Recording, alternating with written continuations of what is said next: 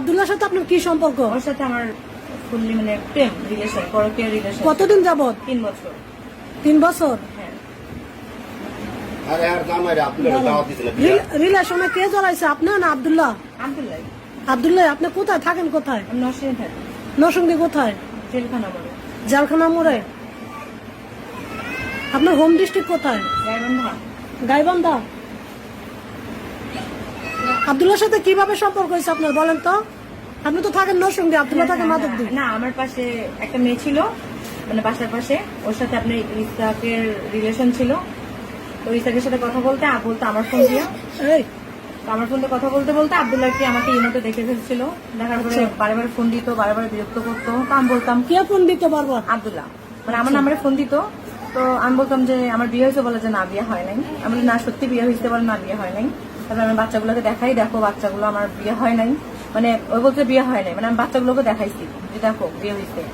তো তারপর বলে ঠিক আছে, ফ্রেন্ড হিসেবে যোগাযোগ রাখো। তো একদিন মানে ওর একটা ভাই, ওর গার্লফ্রেন্ড আর একটা ভাই, মানে আব্দুল্লাহ দুইজন ভাই দুইজন গার্লফ্রেন্ড নিয়ে হোটেলে আসে, মানে বলে যে পিকনিক করবে। তো আব্দুল্লাহ বলে আপনিও আসেন, মানে তখন আপনি করে বলতো আপনিও আসেন, পিকনিক করবো যেহেতু। পরে আমি হোটেলে এখানে আসি। কোন হোটেল? হোটেলের নাম কি? এটা আপনার বাস স্ট্যান্ড একটা হোটেল। কোন বাস স্ট্যান্ড? মাধবদী না নরসিংদী? মাধবদী। আচ্ছা ঠিক আছে। তো আমি ওই মেয়েদের সাথে আসি আর কি। আসার পরে উনি আমাকে বলে, আব্দুল্লাহ আমাকে বলে যে আপনি মানে কি খাবেন? তো খাওয়া দাওয়া করার শেষে আমাকে বলে ঝাল কিছু খাবেন না? মানে হোটেল মানে খাবার হোটেলে? খাবার না, মানে আবাসিক হোটেলে সবাই মিলে একসাথে দেখা করবে আর কি। ও আচ্ছা, আবাসিক সমস্যা তো এই জন্য ভিতরে দেখা তো করবে। আপনি কিসের জন্য আবাসিক হোস্টেলে আসেন? মেয়েদের সাথে আমি নিয়ে আসছিলাম ওদেরকে, মেয়েগুলোকে নিয়ে আমি আসছিলাম। মানে মেয়েদেরটা আমার বাসার পাশে, তো ওনাদেরকে নিয়ে আমি আসছিলাম। তখন আব্দুল্লাহর সাথে আমার কোনো রিলেশন ছিল না। তো রিলেশন ছিল না, তো বলে যে মিষ্টি কিছু খাবা? আচ্ছা আচ্ছা, আপনার নাম কি আপা? জুই। জুই। জুই আপা, আমি একটা প্রশ্ন করি, আপনার রিলেশন ছিল না আব্দুল্লাহর সাথে? তাহলে আপনি কি আপনি কিন্তু মেয়েদের জন্য আসছে পিকনিক করবে। আচ্ছা ঠিক আছে, আপনি কিন্তু বিবাহিত, আপনি 2 বাচ্চার মা। আপনি কিসের ভিত্তিতে আবাসিক হোটেলে আসেন আব্দুল্লাহর কথায়? এটা আবাসিক হোটেল যেটা ছিল আমি জানতাম না তো, মানে ওনারা বলছে পিকনিক করবো, মানে আমি ভাবছি কোনো রেস্টুরেন্ট হবে বা কোনো ইয়ে হবে।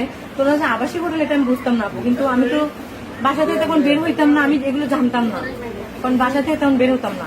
তো আমাকে বলে মিষ্টি কিছু খাবা তুমি? তাই আমি বললাম যে হ্যাঁ মিষ্টি কিছু। জি। তো মিষ্টি কিছু খাবা? তো মিষ্টি কিছু আমি খাই, কফিটা খাই। কফি মানে মানে কি বলছেন? মানে মিষ্টি কিছু কে অফার করে? কে অফার করে? আমাকে মিষ্টি কিছু অফার করে। আচ্ছা, মিষ্টি কিছু খাও ওই আবাসিক হোটেলে? জি। তাই আমি বললাম যে মিষ্টি কিছু না, আমি ঠান্ডা খাবো। তাই বলি যে আমি ঠান্ডা কিছু খাবো আর কি, ঠান্ডা। তো আব্দুল বলে ঠিক আছে ঠান্ডা কিছু খাও। তো ঠান্ডা কিছু যখন আমি খাইলাম, খাওয়ার পরে আমি হঠাৎ করে আমার প্রচন্ড মানে মাথাটা ঝিমাচ্ছে। ঠান্ডাটা কিছু খাওয়ার পরে মাথাটা আমার ঝিমাচ্ছে। মানে ঠান্ডাটা কি ছিল? স্পিড, কোক, না না না, কোকা-কোলা? ওটা হলো আপনি ড্রিঙ্কও ছিল 30 টাকা দাম। আচ্ছা আচ্ছা ঠিক আছে। তো ওইটা খাইছি, খাওয়ার পরে আমার মাথাটা ঘুরাচ্ছিল। দেন আমি ইয়ে করলাম, মানে 3 ঘন্টার জন্য আমি বেহুশ হয়ে গেলাম। যখন আমার জ্ঞান ফিরে আসলো তখন আমার অবস্থা স্বাভাবিক ছিল না। তো স্বাভাবিক যখন ছিল না তখন আমি ওকে কান্নাকাটি শুরু করে দিলাম। ও আমার পা ধরে বসেছিল, বসে বলতেছে দেখো। কে কে পা ধরে বসেছিল? হ্যাঁ, আব্দুল্লাহ আর আপনার সাথে যে মহিলা দুজন আসছে ওনারা? মানে বয়ফ্রেন্ডের সাথে আলাদা অন্য রুমে ছিল, ওর ভাইরাই ছিল। তো 3 ঘন্টা পর যখন আমার জ্ঞান আসলো, 3 ঘন্টা আপু যখন 3 ঘন্টা পর যখন আমার জ্ঞান আসলো, আসার পর আব্দুল আমার পা ধরেছিল। ও বলতেছে যে আমি এই কাজটা করছি সম্পূর্ণ তোমাকে, আমি ভালোবাসি, আমি এটা বলি নাই, মানে প্রকাশ করি নাই। আপনার সাথে কি করছে আপনি খুইলা বলেন, সমস্যা নাই। এভরিথিং যা করার দরকার সব করছে। এভরিথিং কি আপনি বলতে হবে? সে আমার সাথে পুরোপুরি স্বামী স্ত্রীর মতো সম্পর্ক করছে, মানে শারীরিক সম্পর্ক করছে, এই তো? হ্যাঁ, হ্যাঁ। আচ্ছা। আব্দুল্লাহ করছে। পরে আমি যখন উঠলাম, ওঠার পর সে আমার পা ধরেছিল। পরে আমি বললাম যে কেন ধরে আসতো? বলে যে তোমাকে আমি চাই, মানে আমার লাইফে চাই, এই জন্য আমাকে এটা করতে হয়েছে, আমাকে তুমি মাফ করে দাও। তো তারপর আমি কি করলাম, যখন কান্নাকাটি করলাম, করে আমি চলে গেলাম বাসায়। যাওয়ার পর ফোন টোন সব সিম টিম সব অফ করে দিলাম। দেন ও প্রত্যেকটা দিন রাত্রে 2টার দিকে আমার বাসায় যাইতো। তো আপনার হাজবেন্ড কই থাকতো? আমার হাজবেন্ড তো বাসায়, মানে বাসার বাইরে আচ্ছা, যাইতো। ঠিক আছে। বাসার বাইরে যে আমাকে বলতো যে আসবি না, বাসার নিচে যদি না আসিস তো তোর ছবি টবি ভিডিও টিও দেখাবো তোরে। মানে আমি তুমি ছবি ভিডিও কই পাইছে? ওই যে 3 ঘন্টা যে আমাকে ঘুমের ওষুধ খাওয়াইছিল, ছবি টবি যা ওগুলো সব ভিডিও করছে? হ্যাঁ হ্যাঁ। তারপরে বলে সব দেখাবো, তুই যদি নিচে না আসিস। তো পরে আমি নিচে আসতাম, ও আমার সাথে ব্ল্যাকমেইল করে, মানে এরকম করে সম্পর্ক। তখন আমি ওর পা ধরে বললাম যে দেখো আমার সংসার নষ্ট করে দিও না, কারণ এই জিনিসটা মাথার মধ্যে নিয়ে আমি বাঁচতে পারবো না। বলেন আপু, আপনি চালায় যান, পরে কি হয়েছে? কারণ এই জিনিসটা নিয়ে আমি বাঁচতে পারবো না। তুমি আমার সাথে এরকম যা করছো হয়ে গেছে, শেষ, আর কিছু করার চেষ্টা করো না। তো বলছে তোকে আমি আমার জীবনে চাই, চাই মানে চাই, এখন যা আচ্ছা। করার দরকার তাই করবো। আচ্ছা, তো দেন আমি যাই হোক অনেক কিছু ভেজাল হয়েছে, অনেক কিছু এর মধ্যে অনেক পরিবার জানাজানিও অনেক। আমার এক্সাম হইলো, মানে আপনার ক্লাস 10 ফাইনাল যেটা, ওটা আমি দেওয়ার জন্য বাড়িতে চলে গেলাম। আপনি ক্লাস 10 পরীক্ষা দিচ্ছেন, এসএসসি পরীক্ষা দিচ্ছেন কত সালে? আমি এখন 17তে, আমি এখন বর্তমানে অনার্স সেকেন্ড ইয়ারে ভর্তি রানিং ছাত্রী। কত সাল থেকে রিলেশন? আমাদের 3 বছর প্রায়। আব্দুল্লাহর সাথে 3 বছর যাবত বেশি, মানে সম্পর্ক? যোগাযোগ বেশি, কিন্তু সম্পর্ক হলো 3 বছর, মানে প্রেম রিলেশন হলো 3 বছর।